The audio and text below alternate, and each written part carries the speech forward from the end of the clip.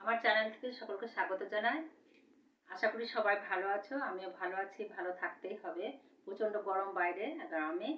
এবারে ছড়া বলছি। আমি একটা লেখা নিয়ে এলাম। সেই লেখাটা হচ্ছে আমার শ্বশুরবাড়ির লেখা। শ্বশুরবাড়ি নিয়ে আমার শাশুড়ি বলেছিল একদিন, ইঁদুরের মাথায় সিঁদুর। ভাবেন এটা আবার কি কথা? তাই কখনো হয়? হ্যাঁ, হয়। সত্য ঘটনা এটা। সেবারে যখন মেয়েকে নিয়ে শাশুড়ির মতে বাড়িতে আলাদা ভাত খাচ্ছিলাম, আর বড় জায়ের চরম অত্যাচারের শিকার হয়ে। হ্যাঁ, সে তো হলো, তাতেই বা শান্তি কোথায়? আলাদা ঘরকন্না পেতেও অশান্তির বোঝা মাথায় নিয়ে এত পথ অতিক্রম করে এসেছি। আর একটা গল্প এরই মাঝে বেশ কয়েক বছর বাপের বাড়ি আটক করেছিলাম। যতই হোক, মা বাবা তো শ্বশুর বাড়িতে না খেয়ে থাকতে দেখে মেয়েকে রেখেছিল।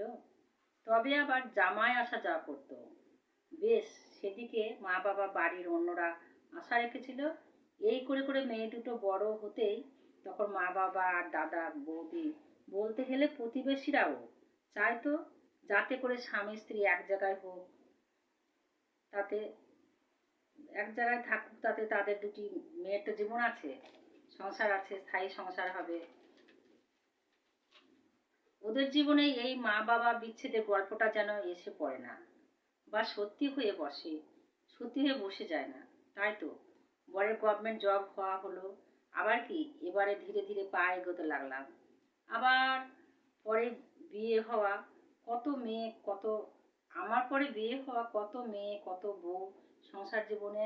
আর আমি পরের ঠিকানায় নাম রেজিস্ট্রি করব কেন? মা একদিন অনেক দুঃখ চাপা নিয়ে বলে ফেলে যে এখানে আলাদা করে থাকবি, শ্বশুরবাড়ির লোকেরা তো ভালো নয়।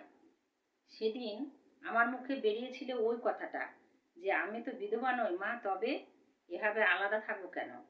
তোমরা ভয় পেও না, আমি ঠিক স্থায়ী সংসার পাতবো। অনেক সময় চলে গেছে, আর বেশি দেরি নয়। হ্যাঁ, এ কথাটা আমার বা অন্য কারোর কোনো মেয়েরও হতে পারে।